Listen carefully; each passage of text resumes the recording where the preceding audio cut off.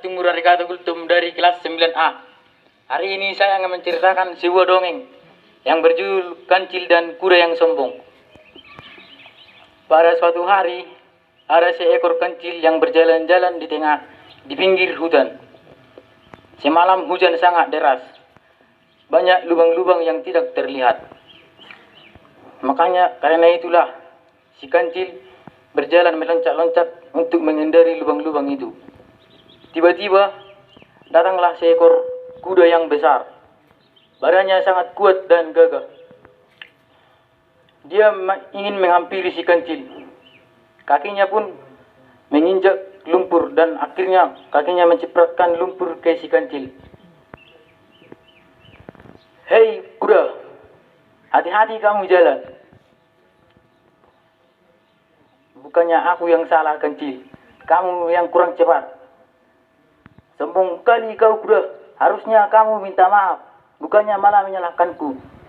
Bukannya aku sombong kancil, kaulah yang kecil. Kau iri ya padaku, karena badanku besar, badanku kuat dan gagah, makanya kamu ngomong gitu. Akhirnya si kancil pun punya ide agar si kuda cerah. Akhirnya dia membuat sebuah ide dan dia berkata, "Oh, begitu ya kuda. Kalau begitu, kita harus bertanding untuk membuktikan siapa yang lebih cepat dalam berlari." Hahaha, mudah sekali mengalahkanmu kancil. Kamu kan kecil, mana mungkin kamu menang.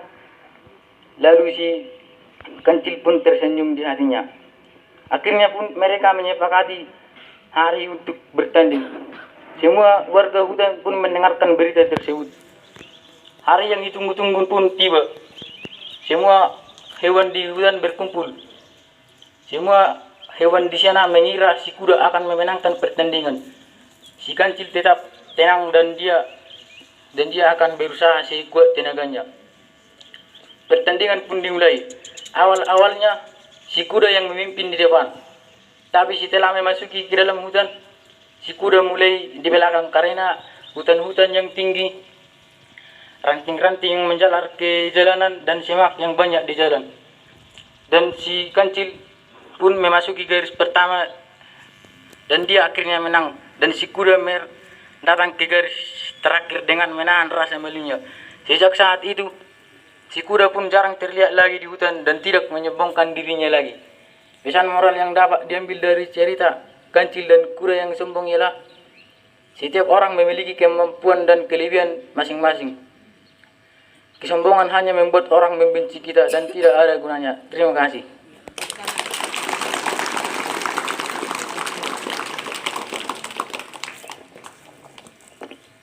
Selamat pagi. Selamat pagi, Bang Bagas. Perkenalkan, nama saya Bagas Samuel Pak Pahan dari kelas 9A akan membawakan sebuah cerita tentang seorang raja yang bijaksana. Pada zaman dahulu ada seorang raja yang sudah memasuki usia senja dan ingin mencari penggantinya. Pada masa itu dia tidak memilih anak atau keluarganya untuk menjadikannya sebagai raja. Dia ingin setiap hari. Hari demi hari berlalu, 1 bulan pun tiba. Bijian yang ditanam oleh Sabri tidak kunjung tumbuh. Padahal Sabri mendengar perbicaraan para pemuda lain yang mengatakan bahwa tanaman mereka sudah ada yang tinggi dan bagus. Bahkan ada yang sudah berbuah. Satu tahun kemudian, para pemuda kembali dikumpulkan dengan hasil tanaman mereka masing-masing. Sang pemuda, sesungguhnya bijian yang aku berikan 1 tahun yang lalu sudah pertama direbus. Bagaimana mungkin bijian yang direbus dapat tumbuh kembali? Mendengar hal itu, semua keadaan menjadi sunyi. Hanya Sabri yang bersikap jujur dan dijadikan sebagai seorang raja. Oleh karena itu, kita harus bersikap dengan jujur. Terima kasih. Ya, terima kasih buat abang-abang atas sebuah dongengnya yang sangat menarik. Saya mau meminta kepada teman-teman semua dan adik-adik kelas dan kakak-kakak, apakah ada yang memberikan tanggapan tentang dongeng abang-abang ini? Dari kelas 7. Yang sama dari kelas, perkenalkan nama saya Ayu dari kelas 7. Perkenalkan, nama saya Ayu dari kelas 7C. Saya memberikan tanggapan kepada ceritanya bahwa ceritanya sangat menarik dan memberi cerita dari kedua abang kelas kita sangat menarik karena memberikan pesan untuk membuat kita menjadi manusia yang lebih baik. Sekian dan terima kasih. Iya. Berbuat lebih baik dan tidak menjadi sombong. Yang kedua, jujur. Yang kedua, cerita kedua kita harus menjadi orang yang hidup, menjadi orang yang lebih jujur. Iya. Terima kasih. Tepuk tangan untuk si Ayu.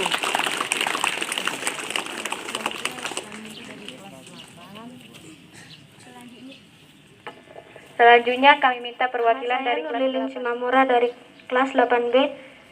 Tanggapan saya dari cerita abang-abang tersebut adalah kata-kata motivasi dan dari cerita tersebut membuat saya lebih kehidupan lebih baik dan untuk berbuat lebih jujur dan tidak sombong. Kami minta perwakilan dari kakak kelas kami, kelas 9. Saya kedua cerita tersebut sangat baik karena kedua cerita tersebut mengandung pesan moral yang akan membuat kita lebih baik. Pada cerita pertama mengajarkan kita untuk tidak sombong pada kelebihan yang kita punya. Pada cerita kedua mengajarkan kita untuk hidup dengan bersifat jujur. Sekian dan terima kasih. Cerita dongeng hari ini untuk kedepannya kita bisa perbaiki lagi. Terima kasih.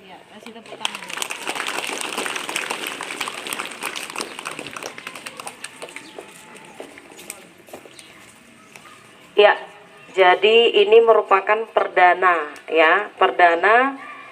dalam program Kamis Mendongeng. Jadi tentu masih belum sesempurna ya yang kita harapkan, namun namanya belajar ya kan, pasti harus ada kesalahan supaya kita bisa belajar dari kesalahan ya.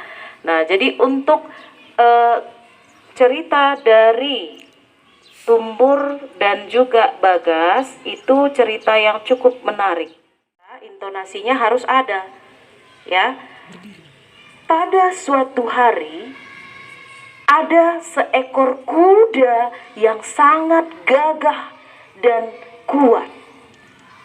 Suatu hari ia berjalan-jalan. Nah, jadi kalau kita menceritakan sesuatu itu harus ada intonasi ya. Jadi orang itu tertarik untuk mendengar, apalagi kalau ada alat peraga, ya kan? Bisa kita pakai alat peraga, bisa boneka, bisa. Tepuk tangan untuk Tumbur. Tepuk tangan untuk Bagas. Iya, terima kasih ya. Jadi tepuk tangan dulu untuk OSIS. Ya, terima kasih untuk anak kami OSIS yang dibina oleh atau dipandu oleh Ibu IDP ya. Jadi yang sudah membuat Kamis Mendongeng. Jadi ini adalah tahapan program literasi yang kita buat di sekolah. Yang pertama tahapan yang sudah kita lalui adalah tahapan pembiasaan. Itu sudah kita lalui, yaitu tahapan pembiasaan di mana setiap hari kita menerapkan 15 menit literasi di dalam kelas maupun di luar. Jadi sekarang adalah tahapan pengembangan. Ya, tahapan pengembangan. Jadi apa yang kalian baca, itu yang kalian sampaikan di sini. Walaupun sebelum-sebelumnya kita sudah ada melakukan, tapi gak semuanya ya. Ya, jadi itu terima kasih telah membuat Kamis Dongeng ini. Jadi tadi Ibu mau bertanya dulu, siapa tadi yang terbawa dalam pikirannya dalam mengikuti dongeng tersebut? Ada yang menghayal nggak? Membayangkan kuda dan kancil itu berlari-lari, di mana lah itu berlari-lari? Pasti ada pohonnya, pasti ada seperti hutannya. Ada yang terbawa nggak dalam cerita itu? Hah? Ada. Seharusnya ya Itu tadi anak kami sudah bagus, sudah mantap itu ya. Walaupun masih perdana, sudah bisa dia mendongeng, ya. Jadi audiensnya atau kita bisa terbawa arus oleh di dalam alur cerita itu. Kita pasti membayangkan bagaimana kuda itu berlari, bagaimana kancil itu berlari. Ya, jadi seperti yang tadi sudah disampaikan Ibu Indah, di dalam bercerita, kita itu harus bisa membawa lawan cerita kita itu terbawa cerita atau alur dari dongeng kita, cerita kita. Dia harus bisa menghayal atau mengikuti apa selanjutnya yang akan dilakukan. Ya, jadi untuk itu saya memberikan apresiasi kepada Bapak Ibu dan juga anak-anak kami yang telah membuat program ini. Dan mungkin untuk program-program selanjutnya kita akan menanti dari Bapak Ibu Guru dan OSIS ya.